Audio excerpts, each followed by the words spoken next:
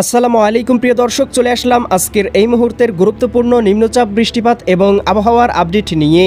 দক্ষিণ পূর্ব বঙ্গোপসাগর এলাকায় অবস্থানরত লঘুচাপটি ঘনীভূত হয়ে সুস্পষ্ট লঘুচাপে পরিণত হয়েছে। লঘুচাপটি উত্তর পশ্চিম দিকে অগ্রসর হতে পারে, যার প্রভাবে শ্রীলঙ্কা, ভারতের তামিলনাড়ু, অন্ধ্রপ্রদেশ, উড়িষ্যা রাজ্য হয়ে বাংলার উপকূলীয় অঞ্চলে প্রবেশ করতে পারে। আগামী 24 ফেব্রুয়ারি খুলনা ও বরিশাল বিভাগের দুই এক জায়গায় আংশিক বৃষ্টিপাত হতে পারে এবং অন্যান্য জায়গায় মেঘলা আবহাওয়া বিরাজমান থাকতে পারে। দেশ থেকে বিদায় নিয়েছে শীত। দ্রুত বৃদ্ধি পাচ্ছে তাপমাত্রা। ফেব্রুয়ারিতেই তাপমাত্রা উঠে যেতে পারে 34 ডিগ্রি সেলসিয়াসের উপরে। আজ দেশের সর্বনিম্ন তাপমাত্রা রেকর্ড করা হয়েছে পঞ্চগড় তেঁতুলিয়ায় 12.4 ডিগ্রি সেলসিয়াস।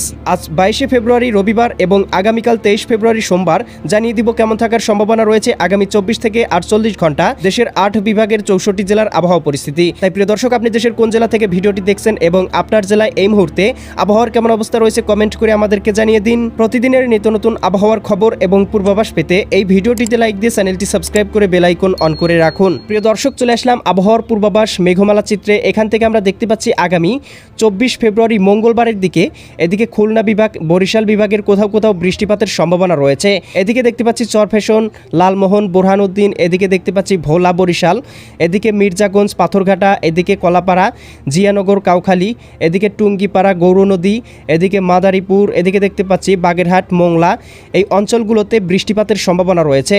সেই সাথে শ্যামনগর, শ্রীকান্তপুর, সাতক্ষীরা, খুলনা, এদিকে অভয়নগর, গোপীনাথপুর, এই অঞ্চলগুলোতেও আংশিক 3 থেকে 4 মিলিমিটার পর্যন্ত বৃষ্টিপাত হতে পারে।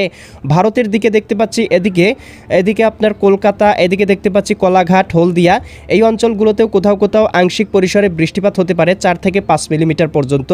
আমরা দেখতে পাচ্ছি এদিকে নোয়াখালী, লক্ষ্মীপুর, ফেনী, কুমিল্লা, চাঁদপুর, ব্রাহ্মণবাড়িয়া অঞ্চলগুলোর আকাশ আংশিক মেঘলা থাকতে পারে এবং দুই এক জায়গায় আংশিক বৃষ্টিপাত হতে পারে। আমরা সেই সাথে দেখতে পাচ্ছি এদিকে ঢাকা বিভাগেরও দুই এক জায়গায় আংশিক মেঘলা অবস্থা বিরাজমান থাকতে পারে, তবে ঢাকা বিভাগের কোথাও বৃষ্টিপাতের সম্ভাবনা দেখা যাচ্ছে না। এছাড়াও কিন্তু রাজশাহী, ময়মনসিংহ, সিলেট, রংপুর বিভাগের আকাশে আংশিক মেঘমালা থাকলেও কোনো বৃষ্টিপাতের সম্ভাবনা নেই। প্রিয় দর্শক, চলে আসলাম এই মুহূর্তের ইউরোপিয়ান ভূপগ্রহ স্যাটেলাইট চিত্রে। এখান থেকে দেখতে পাচ্ছি লঘুচাপটি ঘনীভূত হচ্ছে এবং আস্তে আস্তে উত্তর পশ্চিম দিকে কিন্তু অগ্রসর হচ্ছে। ইতিমধ্যেই দেখতে পাচ্ছি শ্রীলঙ্কার উপকূল জুড়ে, পূর্ব শ্রীলঙ্কা জুড়ে আকাশ মেঘলা পরিস্থিতি বিরাজমান করছে এবং ভারতের তামিলনাড়ুর দু এক জায়গায় এই মুহূর্তে বৃষ্টিপাত হচ্ছে এবং আকাশটা মেঘলা রয়েছে। অন্ধ্রপ্রদেশ, উড়িষ্যা রাজ্য এবং বাংলার উপকূলবর্তী অঞ্চলগুলো পর্যন্ত বিস্তৃতি লাভ করতে এই লঘুচাপের মেঘমালা এবং প্রিয় দর্শক দেখতে পাবো এর প্রভাবে দুই এক জায়গায় বৃষ্টিপাত হতে পারে। তবে এই মুহূর্তে কিন্তু প্রিয় দর্শক দেখতে পাচ্ছি বাংলার আবহাওয়া একেবারে পরিষ্কার রয়েছে। এদিকে দেখতে পাচ্ছি চট্টগ্রাম বিভাগের দুই এক জায়গায় আংশিক মেঘলা পরিস্থিতি রয়েছে। এছাড়াও কোথাও কিন্তু কোনো প্রকার মেঘমালা নেই, রৌদ্রোজ্জ্বল রয়েছে এবং আকাশটা পরিষ্কার রয়েছে। প্রিয় দর্শক, তাপমাত্রা পূর্বাভাস চিত্র থেকে দেখতে পাচ্ছি দেশের তাপমাত্রা ক্রমশই বৃদ্ধি পাচ্ছে।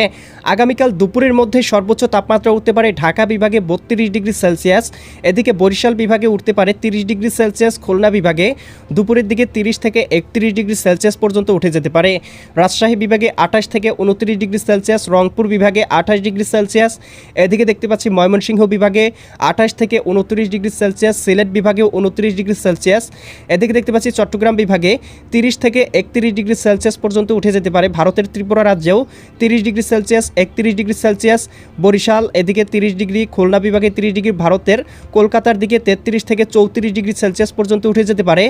উত্তরবঙ্গ, পুরুলিয়া, মালদা, ইসলামপুর, শিলিগুড়ি এই অঞ্চলগুলোতে সর্বোচ্চ তাপমাত্রা উঠতে পারে 27 থেকে 28 ডিগ্রি সেলসিয়াস পর্যন্ত এবং আসামের দিকে মোটামুটি 26 ডিগ্রি সেলসিয়াস থাকতে পারে এবং আমরা প্রিয় দর্শক দেখতে পাচ্ছি এদিকে মেঘালয় এবং মিজোরামের দিকেও 26 থেকে 27 ডিগ্রি সেলসিয়াস পর্যন্ত তাপমাত্রা সর্বোচ্চ উঠে যাওয়ার সম্ভাবনা রয়েছে।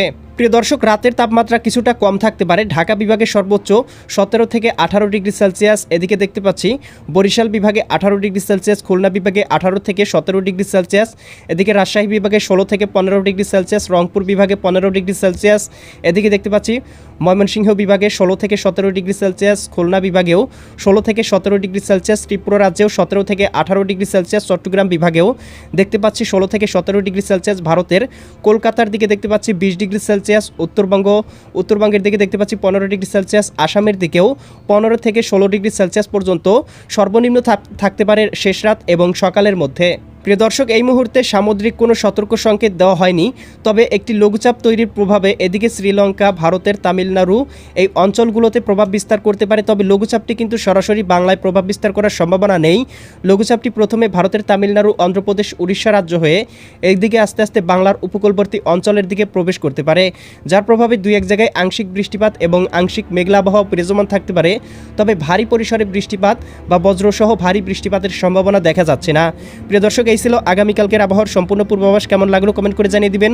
পরবর্তী আবহাওয়ার আপডেট পেতে চ্যানেলটি সাবস্ক্রাইব করে বেল আইকন অন করে রাখুন। আল্লাহ হাফেজ।